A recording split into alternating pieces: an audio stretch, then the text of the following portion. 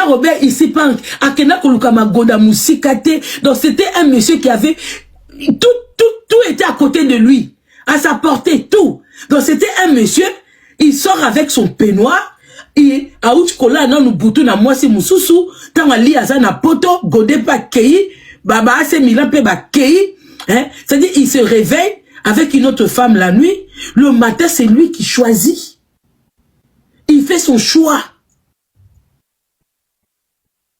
Donc si il dit aujourd'hui c'est toi, c'est toi. Même les hommes musulmans ne vivent pas comme ça. Et la loi ne l'a même pas inquiété. Moi, je connais, il y a des autres... Analysons avec Gilmas Bandeko, Naël Soussou, na monsieur Asika. Je pense que ça l'a bien. Les lois n'ont lobela, la réalité, et puis na respect, oyo, na communauté, na biso to komi ko lekisandelo. Il y a des gens, oyo, on ne peut même pas s'apprendre na bango. Et nous devons du respect avec bango, quel que soit le comportement na bango. Papa Wemba, il est déjà mort. Papa Wemba paie à son âme à Koufa. Ba idole, ba légende lokola bango. Ba taboulé, ba Koufa, ba Papa Wemba. Ba Emenea. Totikali na ndambu, otoki kozala na bango fier. Baza muke, baza ebelete na communauté na biso.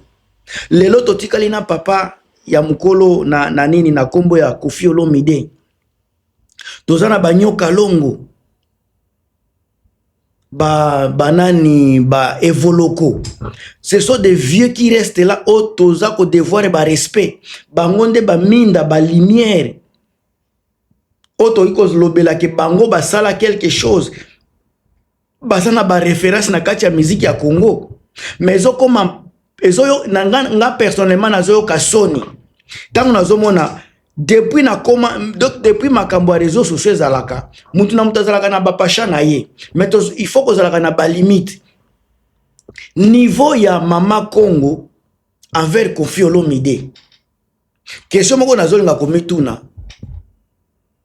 Ndeko na ngai, est-ce que Koffi Olomide abima na mama ya Mama Congo?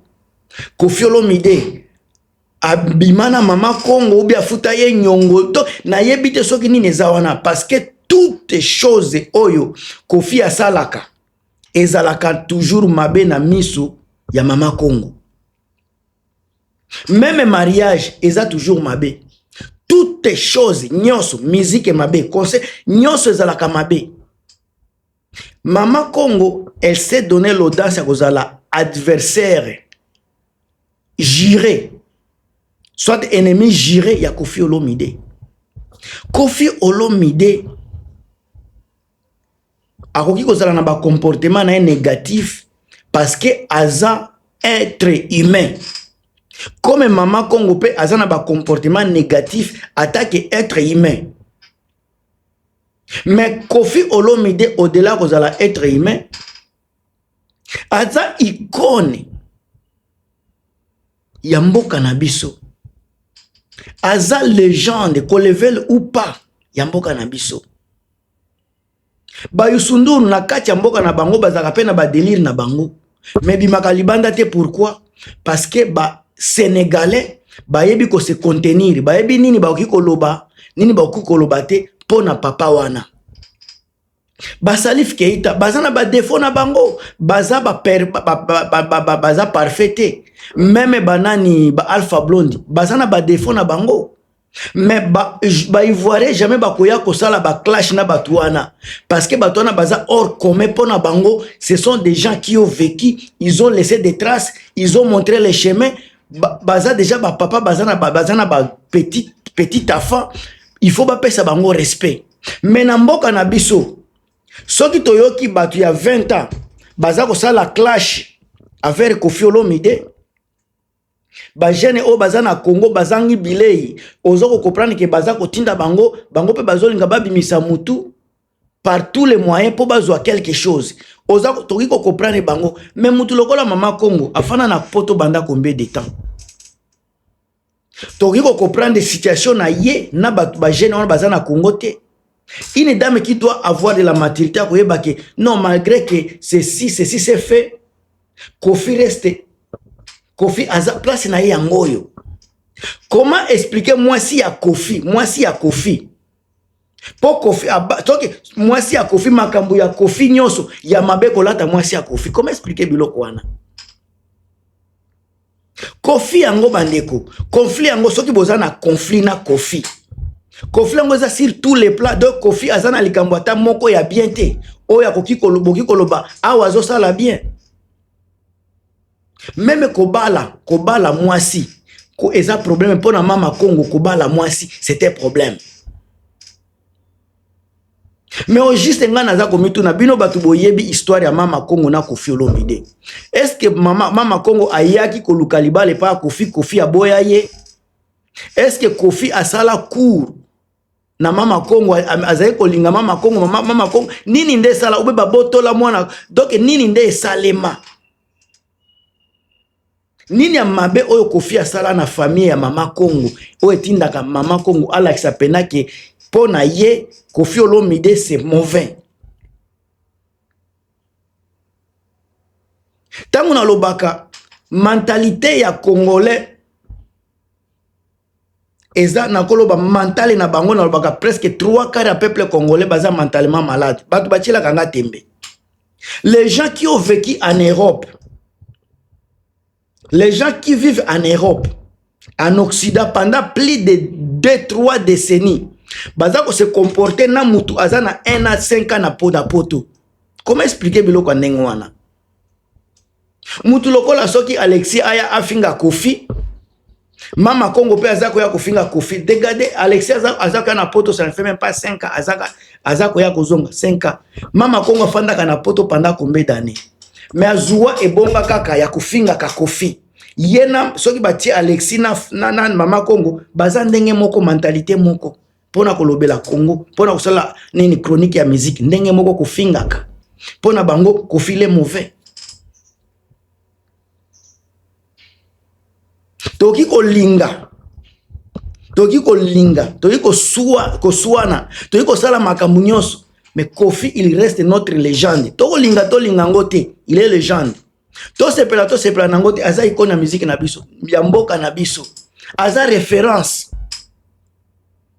Mutu nyonso ezala papa wembo tozoloba, papa wemba pe azalaki na mabe na ye. Mais comment babengaka toujours légende?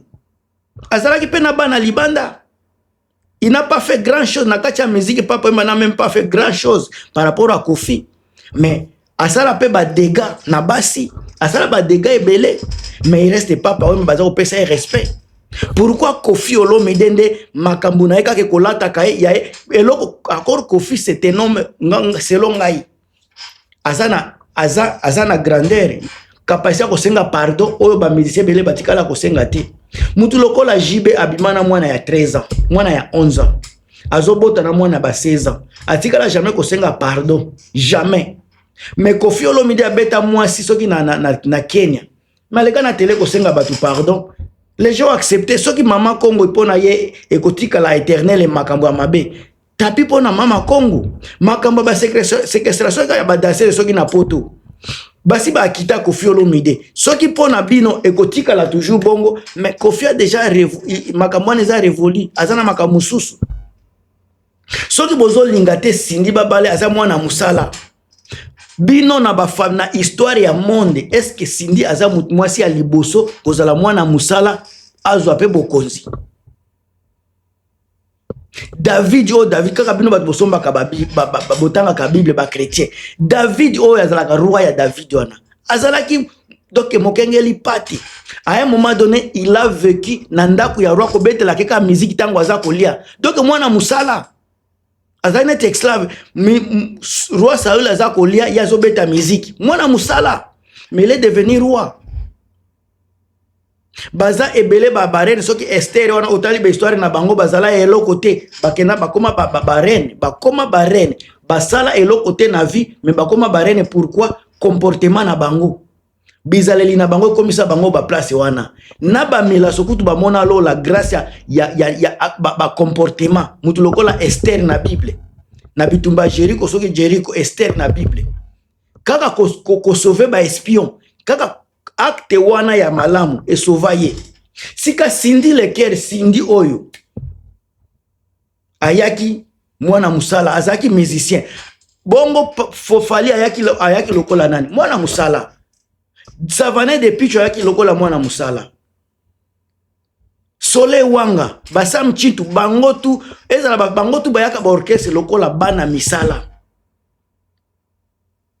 Et puis après mwana musala elongwa komi makambo mususu fallait azalaki mwana musala lelo aza patron Sam Chitu azalaki mwana musala lelo aza soki kosala nini Cindy Leker azalaki mwana musala lelo aza mwasi ya patron. Alors passé ya mutu ekotika la ka passé mutu a changea ka passé ekotika la passé présent ya mutu nde sala ka venir.